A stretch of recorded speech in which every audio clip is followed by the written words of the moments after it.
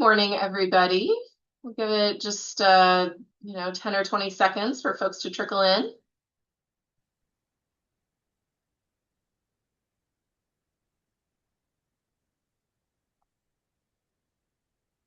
All right. Let's go ahead and get started. Welcome. Thank you so much for joining us this Friday morning, May 22nd. I know it's the day before a holiday weekend, so I imagine a lot of folks are about to peel off. So thanks for taking the time to join us this morning before heading out on your holiday vacation. My name is Michelle Conley. I'm the Senior Director of Partnerships at World Trade Center Utah. And as you know, every Friday morning for over a year now, we bring you this tariff and trade webinar to provide updates and information to you so that you're well informed about those topics and able to use the information to help navigate some of your business needs.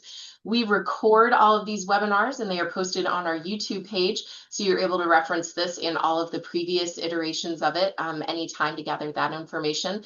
Also welcome your comments and questions, so please feel free to use the chat and Q&A functions to ask questions.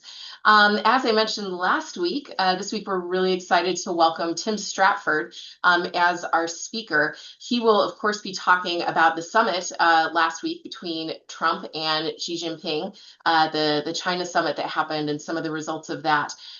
So I'm going to be quick so that we can get to that.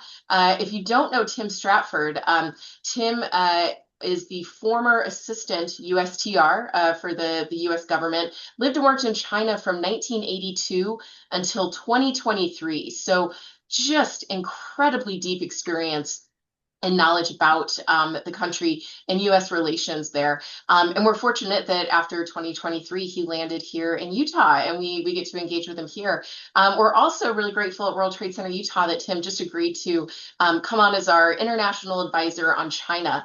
So we'll be engaging with him even more, including on July 14th this summer, we will be holding an in-person briefing with him and one of his colleagues who lives and works in China on current status of relations at that point. So I hope you'll consider joining us in person on July 14th. And I think we'll be able to put that registration link in the chat, but more information to come on that as it gets closer.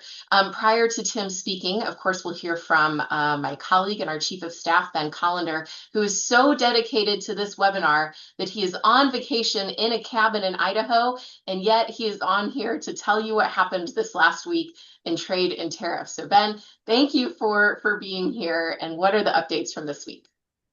All right, thanks, Michelle. I'm going to share my screen really quick. Here we go. We're going to see how this is going to work too, because I'm on vacation, so I've just got one screen today. So if we stumble through some of this, please have patience with me. But just to kick things off, before we dive into the particulars on the dashboard, just a reminder. Our dashboard could always be found at wtcutah.com/tariffs. You can click this link to share the webinar as well for others who may benefit from having this information. One of the updates that is not on our dashboard is for Iran. So we mentioned this. We've had webinars on it in the past, but it's obviously not a tariff, but impacts trade.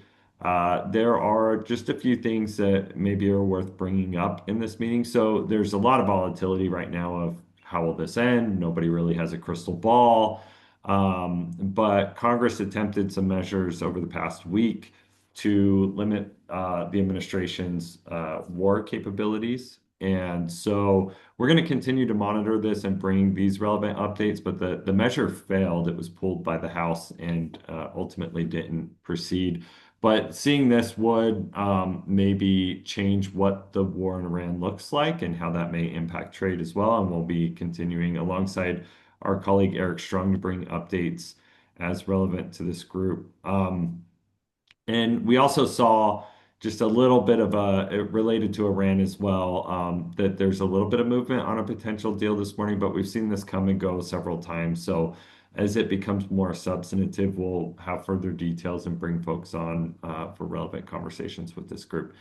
And finally, the U.S., as we negotiate this, what Iran could look like, we're just really looking at the administration in particular is saying, look, no nuclear weapon and in Iran, and also the Strait of Hormuz needs to be open and is not really favorable to some of these tolling situations that are being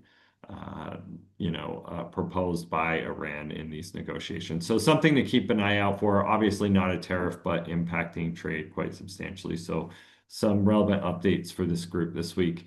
Um, we have an update on China. I'm going to go through this briefly because we've got Tim here. I don't want to take up too much of the time for us to hear from him, and just so fortunate to get some of these meaningful, deep updates and context behind some of the things that we may see in the press. So, just at a high level, the China summit concluded. We're going to be talking through a lot of those details here today.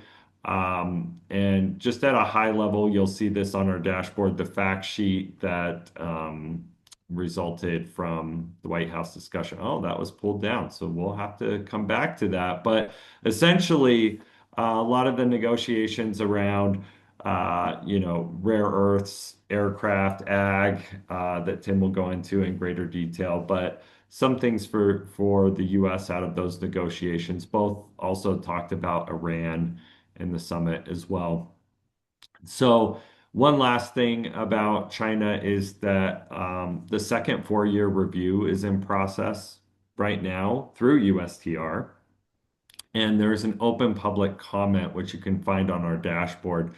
If you have a product that may be subject, and you can see the lists on the dashboard as well, you may want to consider submitting comment. Those comments are open through July.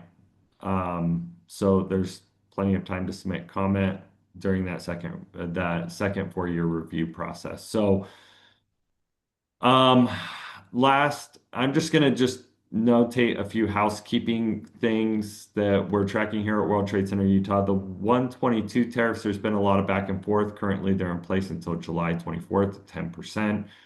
There's a lot of back and forth on court considerations that we'll update in greater detail as we go, but for now, count on those being in place until July 24th. Finally, we're still tracking Scotch whiskey tariff threats without a real true path or mechanism to reduce those right now, or formal documentation for reducing those. And that was part of King Charles's visit. We're still tracking the 301s on excess capacity, intellectual property, and forced labor. So as more details become available, we'll update this group. There's also an open threat on 50% uh, for countries supporting Iran.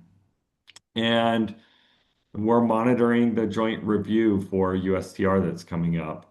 So what as all of these things become available in greater detail, just want to let this group know we're still looking out every week to see what substance is behind those updates and if there's anything to share with this group, but nothing for this week. Finally, um, final IEPA refunds. We're hearing from a lot of our folks that they're starting to get refunds. So if just to our audience or to people who our audience may know, if you're having difficulties getting those refunds, please reach out to us. We're hearing more and more companies starting to get those refunds in. So that's good news on that front. So with that, I was going to be super brief, but didn't realize because I don't have my normal format, I was going to be so long-winded. So thanks for your patience, Michelle and Tim. Hopefully that's relevant for our audience. And if you have any questions, let me know and let us know through the chat as well. Great. Thank you so much, Ben. And thanks again for, even though you're out of town, making the time to join us and share those updates. So now we'll give Tim 20 minutes to summarize the whole visit and China summit from last week. So thank you for doing that, and good luck fitting that all into 20 minutes.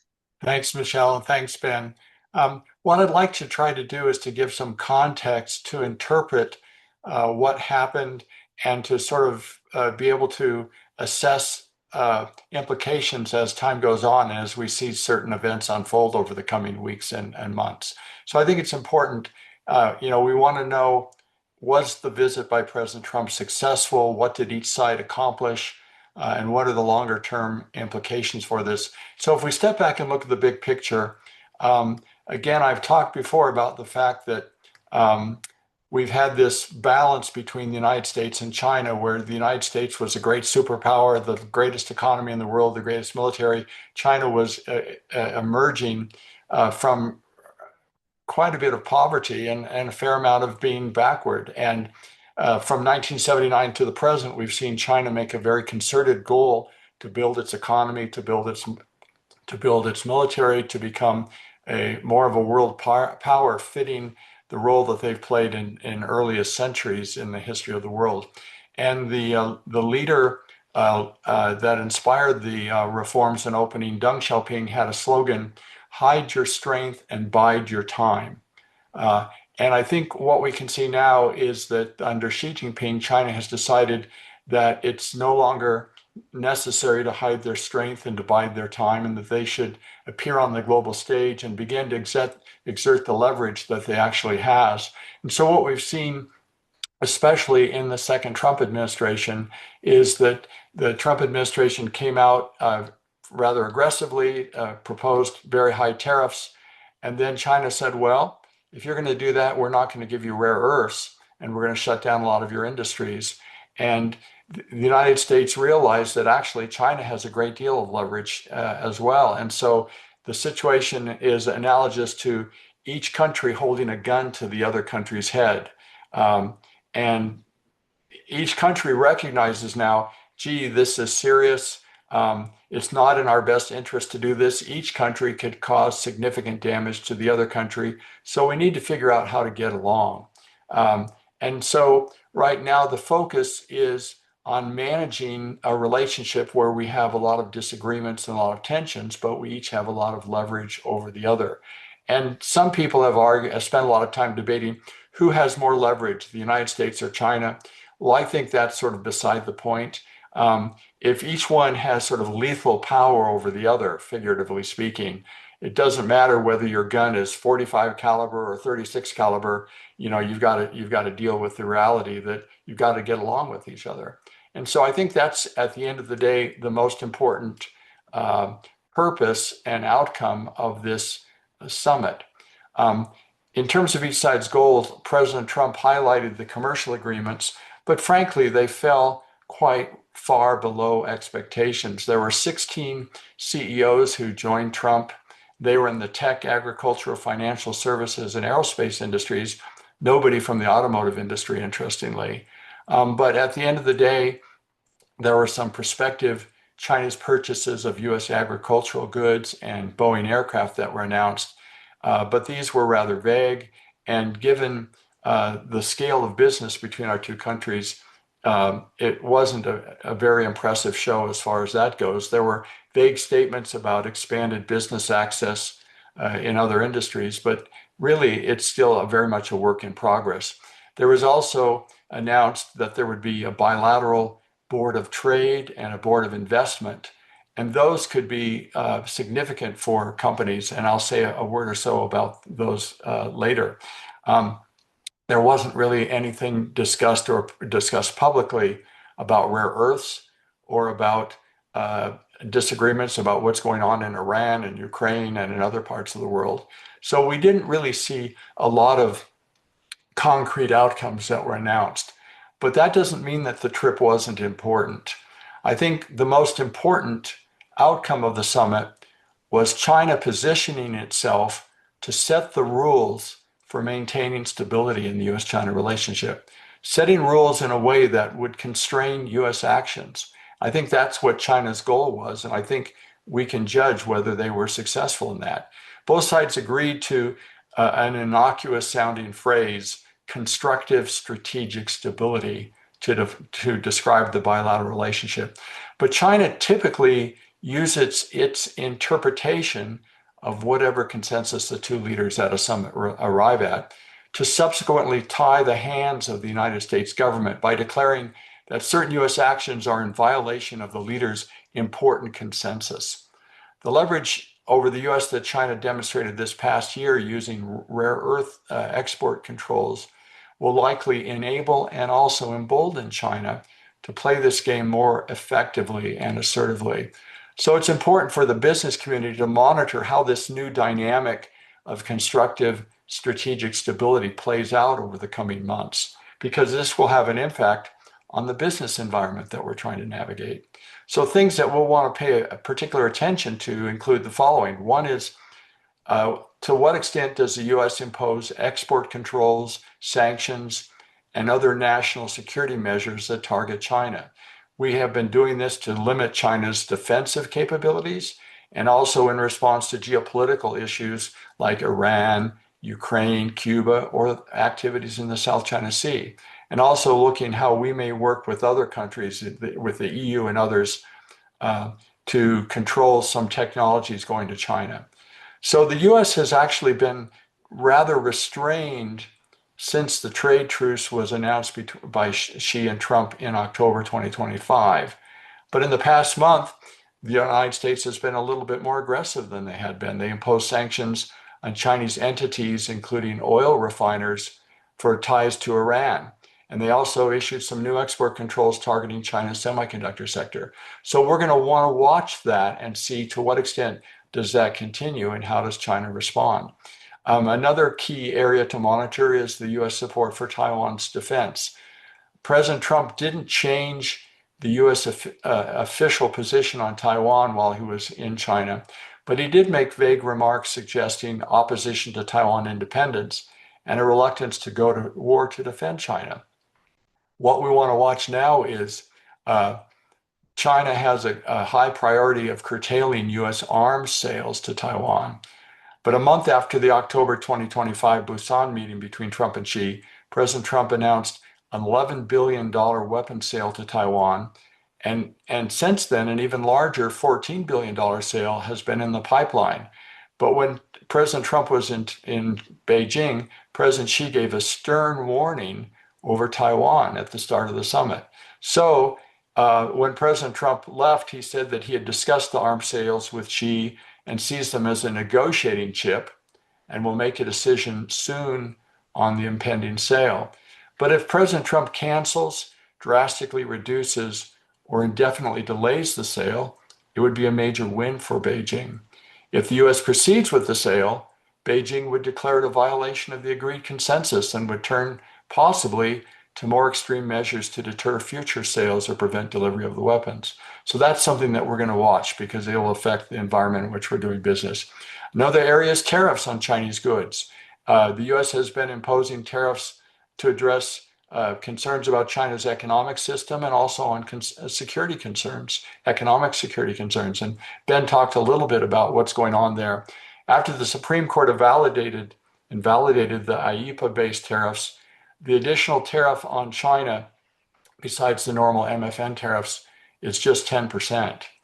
But USTR seems keen to restore it to the 30% level that was set at the October 2025 Busan Summit. And it's pending Section 301 investigations on excess production capacity and forced labor would likely result in even higher tariffs on China if they're conducted on the merits of the issues. But China's warned that if new tariffs would violate the trade truce. And this trade truce, by the way, is still set to expire in November. How far USTR goes in restoring or expanding these tariffs will be another indicator of the extent to which China is able to constrain U.S. actions. If China is consistently successful in constraining U.S. actions across these domains, which in previous administrations weren't even up for a negotiation, much less subject to a PRC veto, I think it will mark a real inflection point in U.S.-China relations. So how durable will the resulting stability be? That's also open to question. A calendar of future frequent summits supports stability, as does President Trump's penchant for further deal-making, for keeping markets buoyant, and his relative neglect of national security concerns that are voiced by other people in his administration. So the two leaders agreed that they're going to meet again in the United States in the fall, tentatively on September 24th. They also could meet again in November at the APEC summit in Shenzhen, and they could meet in December for the G20 summit in Florida. When you have planned summits, they can motivate both sides to exercise restraint leading up to the summits, though it's not clear that the leaders will make that many trips because it would be highly unusual for President Xi to travel to the US twice in 1 year or for Trump to visit China twice in a year.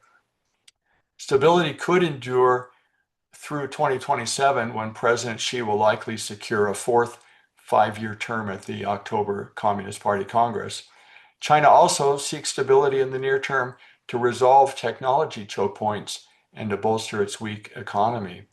But the stability could be tested and even broken in 2028 for a number of reasons. For one thing, Taiwan is going to hold its elections in 2028 in January, which could invite a ramp up in PRC coercion if the ruling DPP wins yet another term. And the US presidential campaign at the end of Trump's term could turn the policy discourse towards a more competitive approach to China after 2 years of President Trump's transactional detente. So these are some of the things that we all need to be thinking about as we look at our China strategies and as we anticipate the regulatory and political environment that we'll face from the Chinese government and from the US government. Longer term, prospects for durable and lasting stability are probably relatively low because the structural causes of strategic competition between the US and China are not being resolved, and because a stronger, more assertive China may eventually invite pushback from the US as the established superpower once critical vulnerabilities are addressed. So, what happens when one country or the other moves out of range of the other one's guns pointing at their head, and what's going to happen then? So, what are the implications for business? Well, the main takeaway from President Trump's Beijing visit is not that tensions are over, but that both governments appear to want a managed rivalry rather than an uncontrolled economic rupture. So companies should assume that trade friction with China is going to be a rather permanent feature, but that a complete break in economic ties is unlikely. Both sides will want to have continued commerce, they'll have controlled competition, and they want to avoid a sudden collapse in supply chains. And for companies, China remains too large to ignore, but dependence on China alone is considered risky. And so, as we think about how the governments are going to manage things, different industries are going to be present more opportunities or more challenges. We're going to have to manage export controls, sanctions risks, data security rules, tariffs, national security reviews, pressures from governments, and we're going to have contingency plans for if the relationships get worse. So if you're in a high-tech sector, it's going to be more challenging in some respects. If you're in a consumer sector, there may be more opportunities. I mentioned the Board of Trade. The US government is going to be working with the Chinese government. Each side is going to try to identify $30 billion worth of products that they think are relatively safe. It's in the US interest to sell these products to China and China's interest to buy them. And so they'll lower the tariffs on those. And the same thing with some Chinese products being sold to the US, lower the tariffs on those designated product sectors. And in that area, we can bolster trade that makes sense for both countries and sort of build from there. But I think USTR is about to announce that they're going to be seeking public comments on what some of these sectors might be that would be allowed to trade more freely with lower tariffs. And we should be considering in our companies whether that presents opportunities. Or in fact, we might consider that some imports would be harmful to us, and we'd like to lobby against those being included in that list. But these are some of the things that we should be looking at in the coming months, and that'll probably launch enough of people to think about that we could have some Q&A if there's time for that. Thanks so much, Tim. Great overview and summary. If anyone has any questions, please go ahead and chime in. Ben, I saw you go unmute. Do you have some thoughts? No, I was just going to compliment you, Tim. I kept having questions, like you were begging questions with your statement, and then you would follow it up and answer it right afterwards. Um, Maybe I will just ask a question. It's putting you answered this in several ways, but putting a finer point on it. We have a lot of companies here who are saying, okay, I want to go on offense, but maybe not China, it's too volatile. How would you break that down into a simple mental model? And I kind of heard you say this, but maybe in a brief summary that like, or piece that other companies can take on and have a mental model over. Sure. Well, the first thing you have to look at is the industry that you're in and whether the industry uh, and the current trade regime raises national security concerns by either country, whether it raises economic security concerns, and whether there are trade policies in China that maybe provide what would be regarded in other countries as unfair competitive advantages for China. So you need to look at this very specific industry and where you are in the supply chain and how vulnerable the U.S. feels in that supply chain in that point and how vulnerable China feels. And you need to look at what China's industrial policies are in that sector. So you've really got to do a case by case analysis. There's some spectacular opportunities for doing business in China, and there's some areas that where there may be great opportunities now, but you'd have to anticipate that the door would close after a few years when China sort of managed self-sufficiency. There are other areas where China's not trying to do that. So it really has to be very case specific. And you have to look, are you looking at buying from China? Are you looking at selling to China? Are you looking at manufacturing in China or investing in China? Are you looking at maybe inviting a Chinese company to invest with you in the States?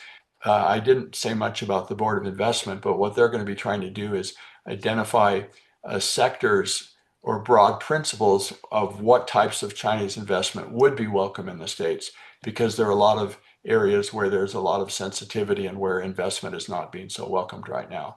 So you've really got to do a full analysis that's based on your particular industry and where you are and what your goals are. Right. That's helpful. And since we don't have questions, where would a business go if they're thinking about doing this?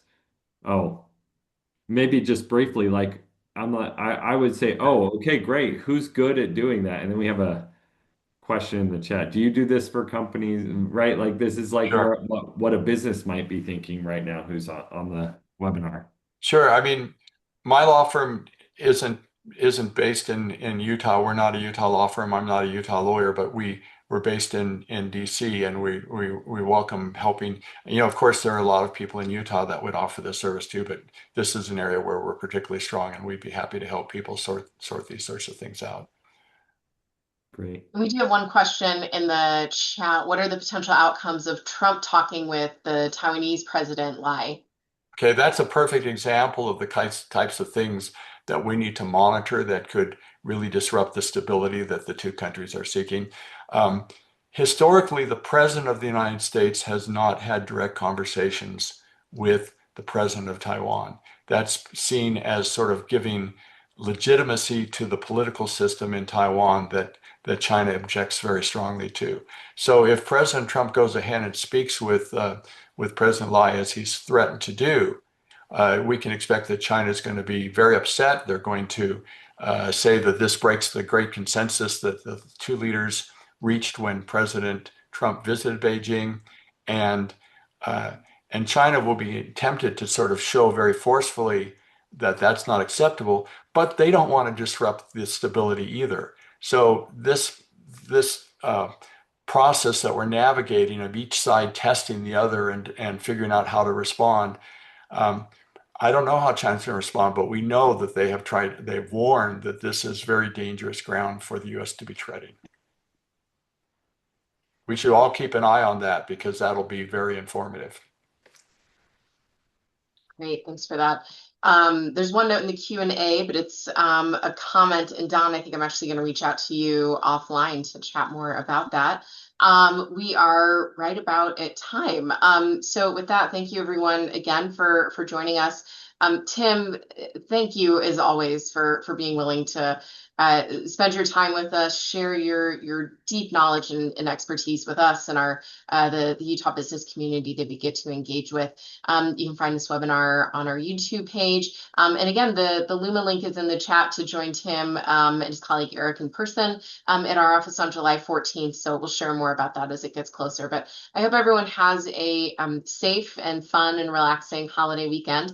And we will be back with you next Friday. Thank you. Thanks, everyone. Thanks, Tim.